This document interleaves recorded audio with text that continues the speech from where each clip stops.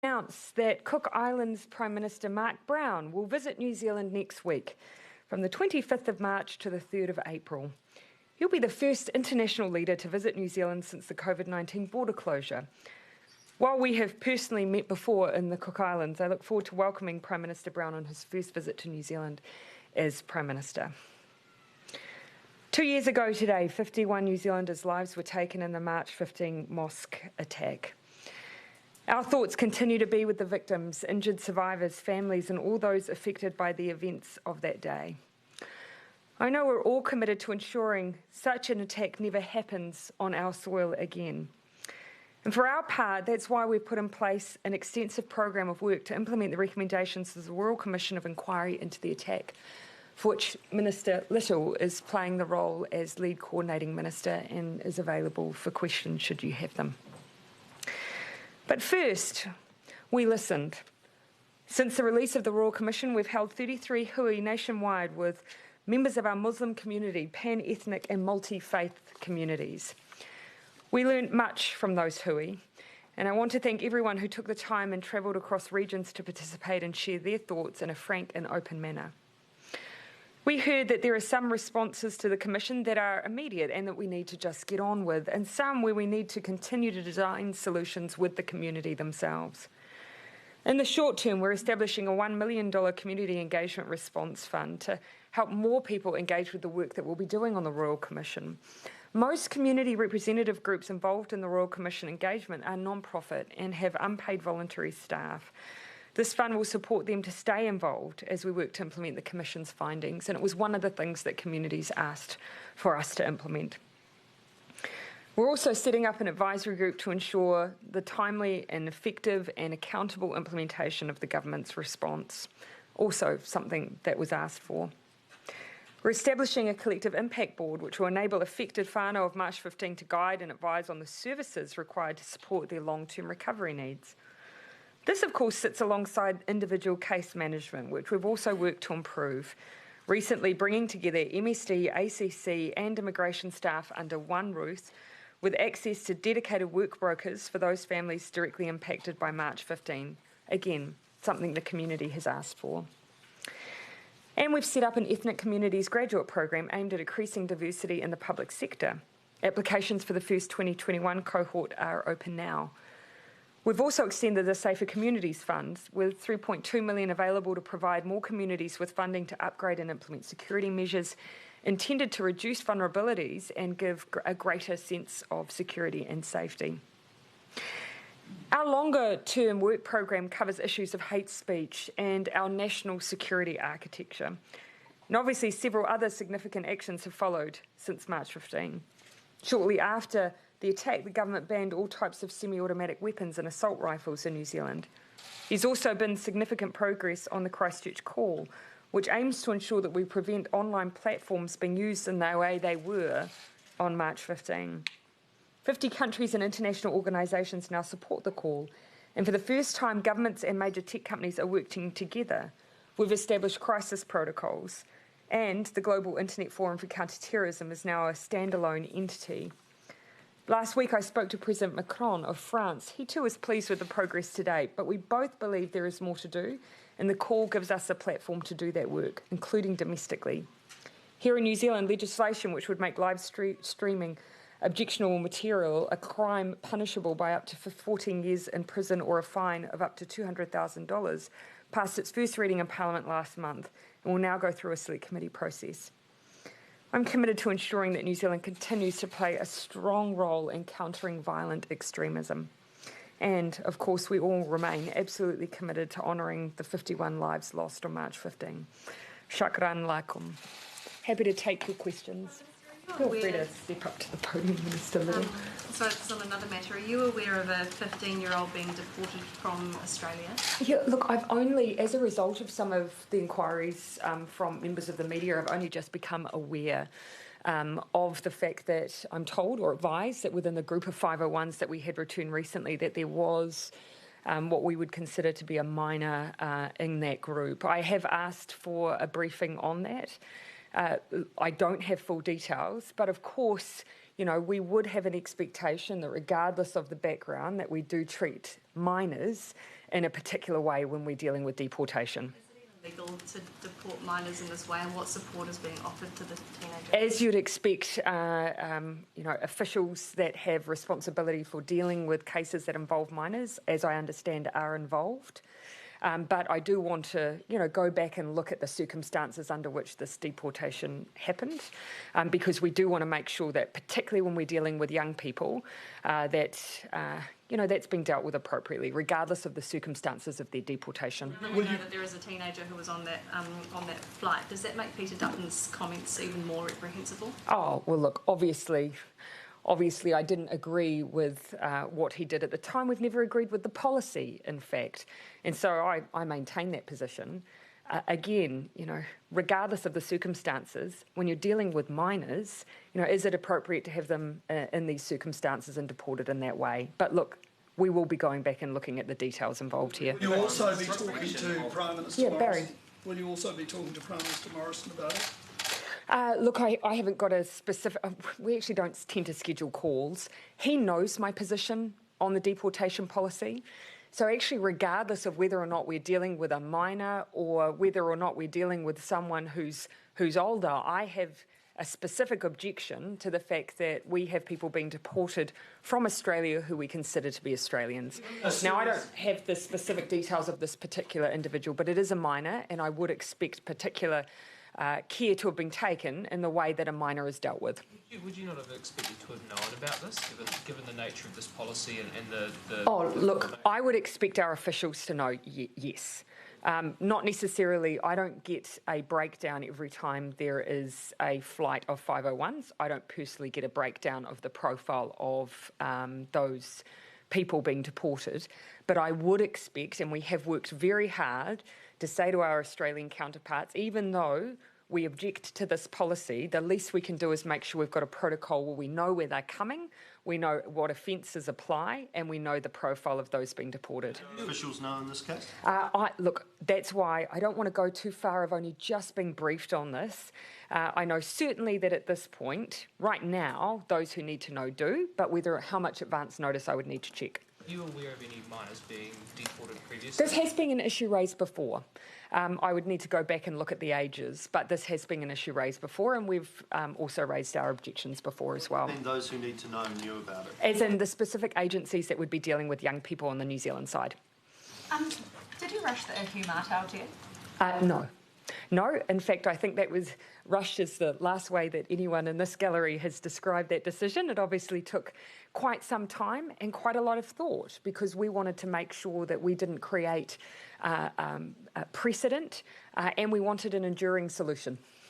So you didn't rush it in the final throes? No, not at all. Again, it was something that we spent a significant amount of time developing. And are you comfortable with how the deal was done? Yes, I am. Different departments will take different views, but we are very comfortable with the position we took. Australia's looking at a... And then I'll come to you, Henry. Australia's looking at a bubble with Singapore now. How would that affect our talks? So, look, I think, this is one of the reasons why original talks with our counterparts in Australia were at a country-by-country level. And so that's the initial formulation. That's because we wanted to deal with issues like how would we deal with transit passengers? Where would they quarantine if they needed to before then travelling between Australia and New Zealand? Who would be eligible in terms of residency status? What would be the process would go through if either country wanted to bring in a third country? So that was why we had been trying to negotiate an Australia-New Zealand arrangement, not a state-by-state arrangement. Obviously, things have shifted. So we're now having to reconfigure our entire formulation, and that's the position we're in now, and that's the work that we're doing now. Does it make it look more unlikely for us? Look, not necessarily, because first of all, I'd say that Singapore have been floating the idea of opening up to New Zealand and Australia for some time. What I'd be interested in is how this is being received by different states, because, obviously Queensland, if I'm correct, still doesn't have an opening with New Zealand right now, so that gives you a sense of their risk appetite. So it is not changing the work that we are doing. If Australia makes the decision to open up and we think that that poses risk to us, then we'll reconsider what our arrangements look like. So the fact it's now lifted Henry, I did promise I'd come to you. Cannabis, Prince Mark always said Labour will treat it as a conscious issue. For you personally, would decriminalising cannabis be seen as a rejection of the referendum, or are they separate issues? Oh, look, we've seen them as, I do see them as separate issues. Decriminalisation, just a rung below in that regard.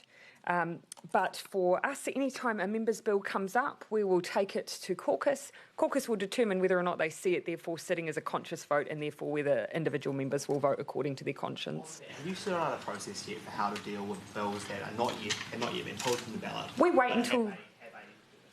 MPs seeking support to get that. No. So we always wait for a bill to be pulled, because otherwise you're debating in caucus a hypothetical of 120 bills that could just sit there for a very long time. So does that mean that no Labour non-executive MPs are allowed to publicly back other parties' members' bills? Because there's a new process that allows bills to skip the ballot at 61. Then in that case, I would imagine we would we would just bring that process to caucus and have that discussion. Yeah. now lifting I don't see it as insurmountable at all. Ben, I'll come to you. On the bubble. You previously said that one of the biggest issues that is preventing the Australia-New Zealand bubble from happening is what to do with stranded passengers.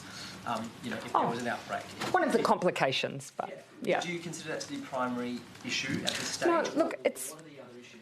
Just keen to get a sense of what is holding it back. Yeah. Well, as I've just described, we were working previously on a completely different negotiation, an arrangement that was between New Zealand and Australia, one where we were seeking consensus on, because there are actually a number of complicating factors. I mean, who's eligible to travel? Because New Zealand and Australia have different rules around who are able to come into their countries. Are they still able to participate in the Trans-Tasman quarantine-free arrangements? What would you do if another country wants to open up and you want to set up a third bubble or a fourth bubble? Those were all things we were working through in those protocols. Since then, obviously, we've had states open up. So, look, we're starting again with those plans. And that's fine, but it does mean we need to set up different protocols to work around that and make that work. One of the things to keep in consideration is, it's perhaps at the moment you don't hear a lot of people raising issues about being stranded, but I can guarantee if we had a two-way quarantine-free arrangement, you would certainly hear if we had issues in Australia that caused us to take a pause and shut down flights, you would certainly hear concerns around people being stranded. So we need to be prepared for how we would manage that, particularly if people needed to get home. Regarding the mosque attack, what support is still available for the women who lost husbands during the mosque attack, and has there been any additional programs or funding gone towards those women? Minister Little has had the most recent engagement, so very aware of some of the individual issues being raised. So I'll ask him to speak to that. There is ongoing support in the mental health area. Additional funding was provided to the Canterbury District Health Board to provide ongoing trauma support. And support was also available through the Ministry of Social Development. One of the reasons we've set up the Collective Impact Board, that came out of the consultations we held at the end of last year after the release of the report, when a lot of the families were saying that support that had been provided to them in the immediate aftermath of the terrorist attack was no longer there. We wanted it to be there, and we thought it was important that we bring together not only the senior officials from the relevant departments that have been providing that support, but actually members of the community who sit alongside those officials, so there's a level of accountability and those officials can hear directly from the community what ongoing support is needed. And other than that mental health support, has there been any sort of social support helping get people into work or teaching people what kind of jobs they can go into? Because I know some women have never worked in their lives. It's actually been, in fact, with the individual case management, we've had, quite a range of different programs available and responses available depending on needs. So we've had everything from driver training programs to make sure people have the independence to be able to transport themselves because they, may have lost that within their household. There's been issues around financial literacy and support as well, opening bank accounts, a whole range of things that we've tried to make available if that's been needed. And equally, as I just mentioned, a request for a specific work broker support. And so that's something we're bringing into the individual case management as well. Anything further that you want to... I think that's... And yeah. we know there will be ongoing needs, and the role of the Collective Impact Board is to make sure that those needs are heard, those requests are heard, and that everything that can be done is being done to provide that support. Do you feel that you're moving fast enough on recommendations of the inquiry, and I guess how would you sum up the progress made so far? Yeah, so if I'll give a general view, and then I'll again hand over to Minister Little. You know, when you read the Royal Commission, you get a real sense of the emphasis on things like our national security architecture and some of the redesign there. When you go and talk to the community, they still talk about things like, you know, what's affecting them in their day-to-day lives, whether or not their children are going to school and experiencing discrimination, whether or not they have work opportunities.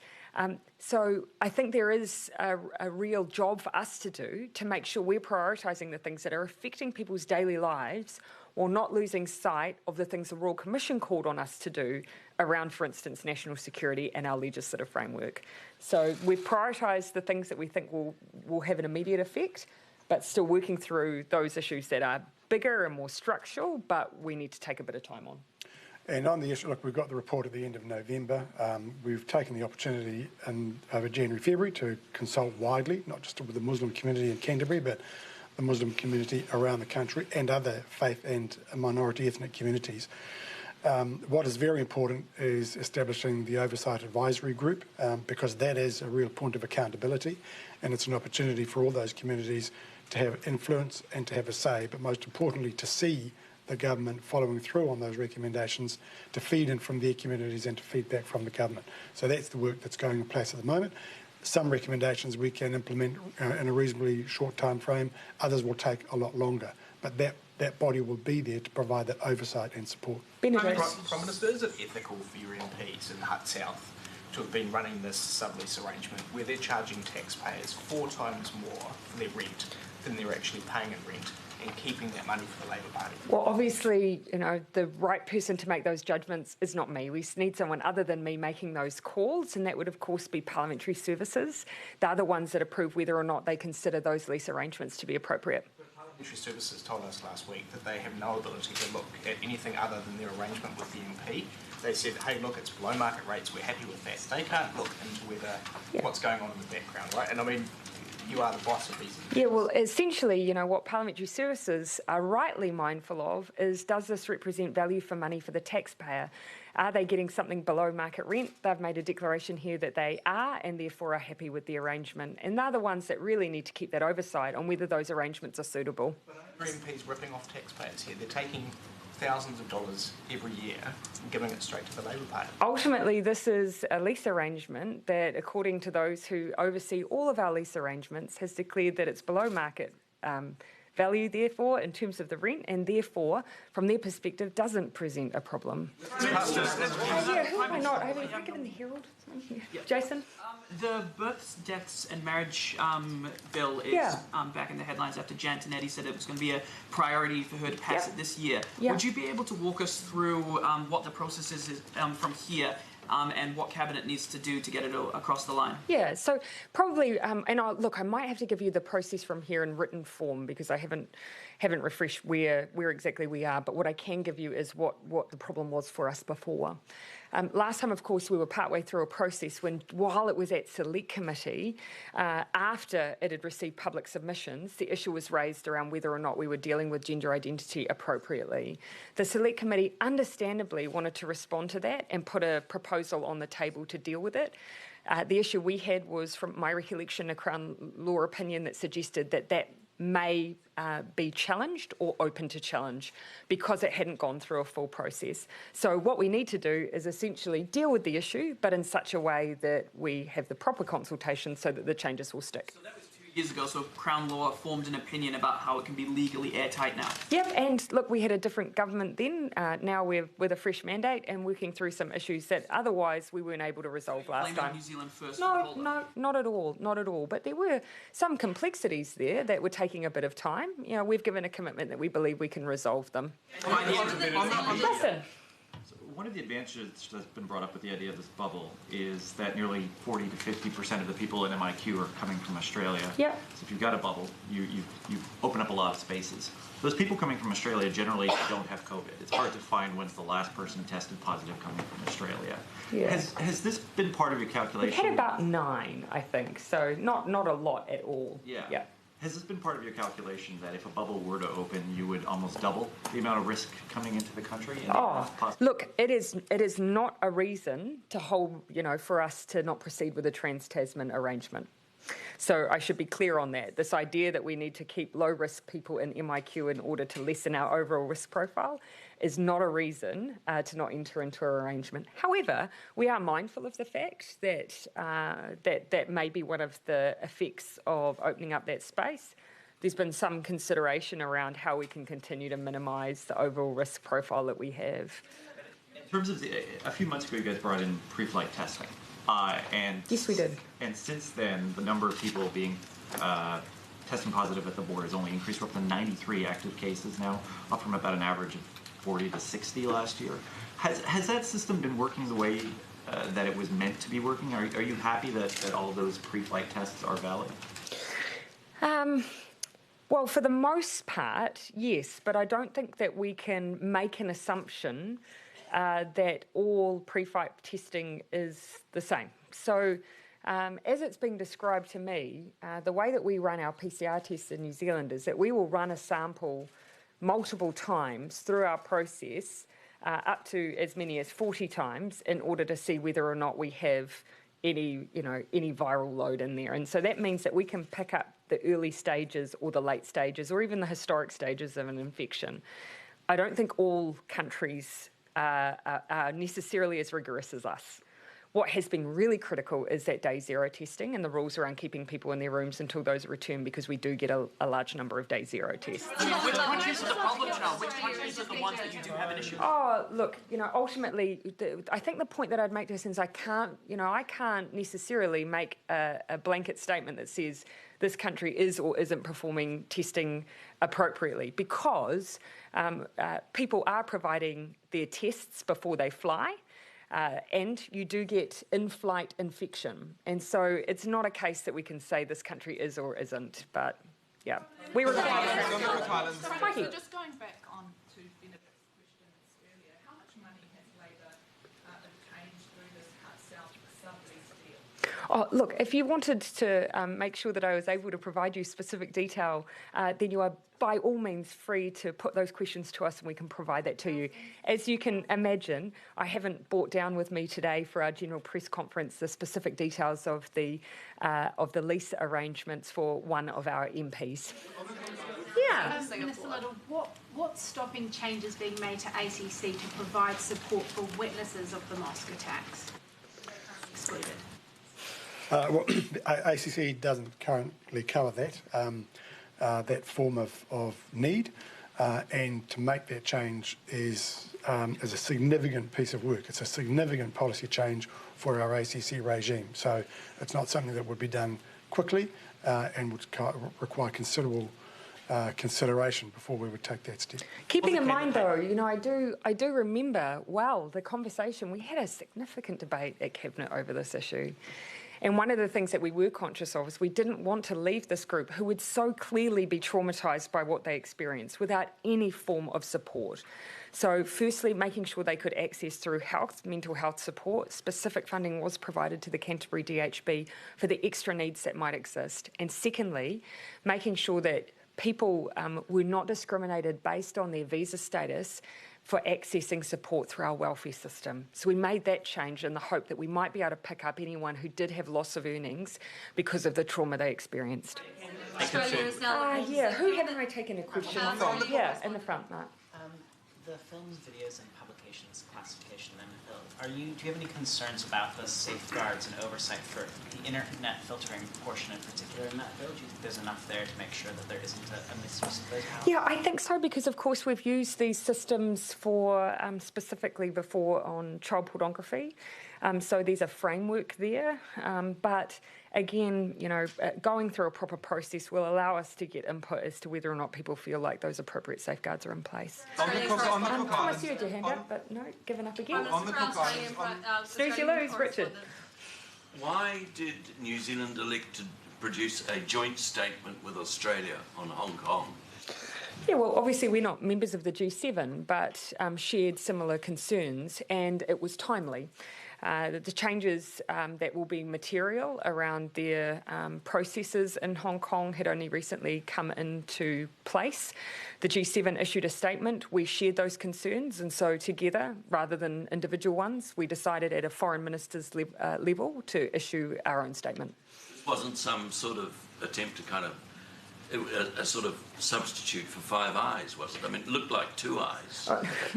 No, look, I think it would be wrong to make this assumption that the only way that New Zealand can collectively articulate a view is through one single platform. We often use collections of countries based on a position within the Human Rights Council, within the UN, on occasion, Five Eyes. We are not confined to who we can or cannot take positions alongside and who we can issue joint statements with. And often we will do it on our own. Okay, who haven't I had? Yeah, Bernard. On the climate change emergency and the Auckland Transport Plan, are you comfortable that the government's going to spend $31 billion and still have a 6% increase in emissions?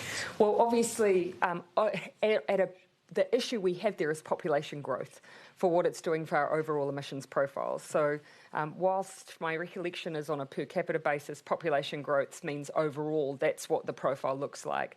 Do we need overall to be changing up the way that our investment profile looks in the transport space so that overall we're seeing those emissions come down? Absolutely. Absolutely. One of the discussions we had as a team was how through this ATEP process can we change up to make sure that we are much more responsive to the Climate Commission. We've obviously just received their draft report, and our view is that we have to do better in the future. The final thing I'd say is that one of the challenges is we have a housing crisis and we have a climate crisis, and we need to make sure that we're able to tick both boxes in our ATEP response, rather than at the moment where we're seen to be trading one off against the other. On that population growth, if that's going to cause us to miss our Paris targets, why not slow population growth? First thing I'd say is, but by no means is ATEP going to cause us to miss our Paris targets. Ultimately we have a job to do across multiple sectors. Transport is one of them, and anything here that is causing further issue for us, we have to be able to make up for in other forms in the way that we're operating. The vehicles on the roads in which are being constructed for new developments, for instance, the type of vehicles makes a difference. Biofuels makes a difference. Clean car standards makes a difference. And so what I am pointing to, though, is ATEP has come in at a particular point. The Climate Draft Commission report, had it been a bit earlier, maybe we'd have had a bit more of a run-in, but we know that we have to change things up in the future. On the Cook Islands PM visiting next week, how significant is that to have sort of that first foreign state, head of state visit since the pandemic began? And also, what will be on the agenda? It is significant, regardless of, whether or not it's a country we have a very close association with. Obviously, it is still significant. We have not been receiving guests, something that is so core to who we are as a nation, for a long time. And so, as you can imagine, as we would for our Pacific neighbours, we'll be really making sure that PM Brown is well looked after. On the agenda, as you can imagine, the impact of a lack of tourism, full stop, for the Cook Islands has been significant.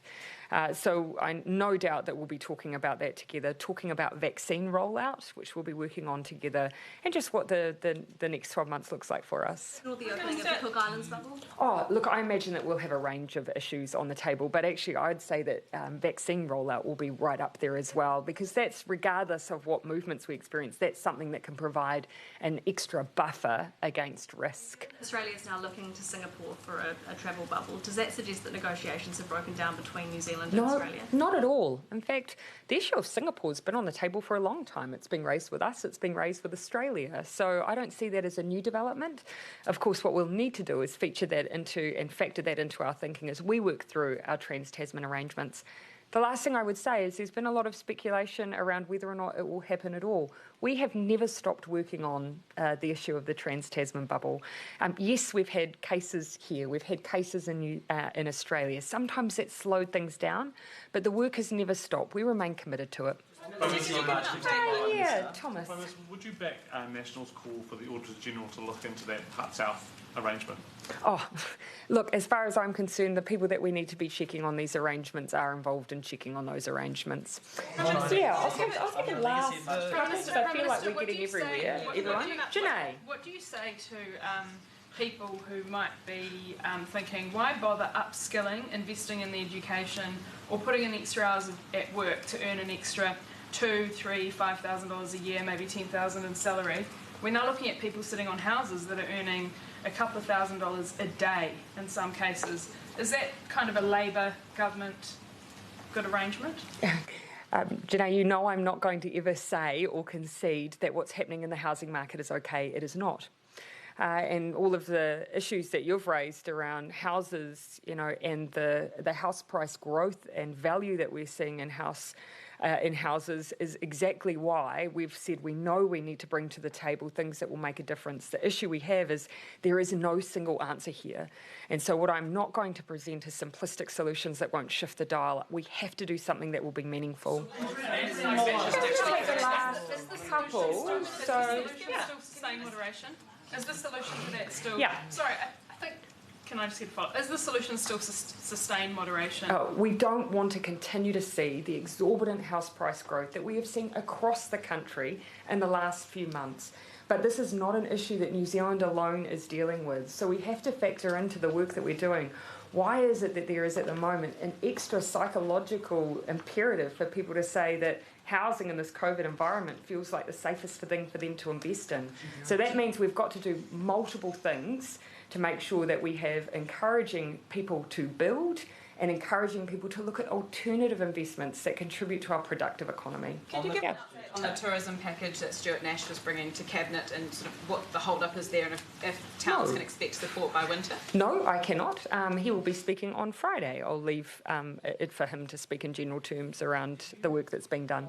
Okay, I'm going to take the last two. Do you agree that China's now in ongoing non-compliance of the joint declaration which governs, you know, what Hong Kong is, and what can be done about that? You would have seen that the basis of our statement was concern over the fact that, you know, that we've seen now what we consider to be, you know, the agreement that out to 2047 that we would have at least, you know, a level of autonomy, that is now being undermined. So that was the basis on which we were issuing that statement. That is our view.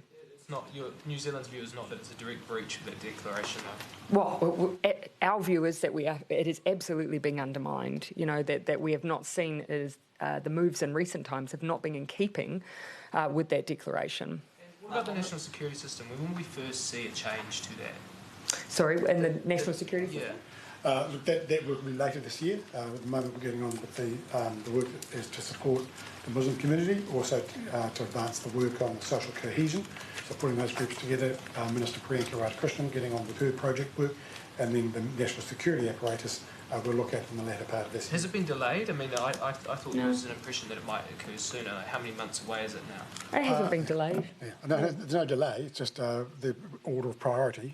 It'll be later this year. And in fact, from the community, I mean, their order of priority, of course, are some of the things I listed up front, but also, you know, having some voice on things like, you know, hate speech and so on. So very rarely do I hear the architecture around national security being on top of people's lists. In fact, when the consultation round we did with the 33 hui, when we laid out all the things, actually no one went to the national security machinery of government stuff first. That was lower order stuff. So that is the lower order priority. It is, absolutely, but it is also, machinery of government changes will take some time, but no, there hasn't been any delay. Ben, although, forgive me, you never had one, but Ben, I'm sorry, I did say last question. One of the legacies of the terrorist attack appears to be, at least from my perspective, Kiwis and New Zealanders are having really tough conversations about racism and white supremacy in this country. Your colleagues at Australian Labor today put out a statement, and one of the lines really struck me. It said, "We have never had a proper and honest conversation about the extent to which the Christchurch terrorist was radicalised on our shores," that is Australia. Would you encourage Australia to have those similar conversations? Well, I think the world needs to have those conversations. And, in the aftermath of March 15, it was incumbent on us to get our own house in order. And I don't think anyone would have thought it was fair to say that just because the terrorists in this case came from Australian shores, that meant we didn't have a responsibility to take a look at ourselves. We did, because members of our Muslim community were experiencing some pretty horrific racism before that attack here in their own communities. But I would say that actually globally, there are no boundaries really anymore when it comes to, really hateful speech and language. Every leader needs to take into account that their voice can be broadcast anywhere, at any time. Countries need to take that into account. So I think it's for all of us to reflect on what we've seen with those violent extremist attacks since that time. Do you think New Zealand is a safer place to be a Muslim today than it was 2 years ago? That has to be our goal. I'm not the person that can answer that. Only the Muslim community can. I'd say right now, there's still work to be done. Thank you.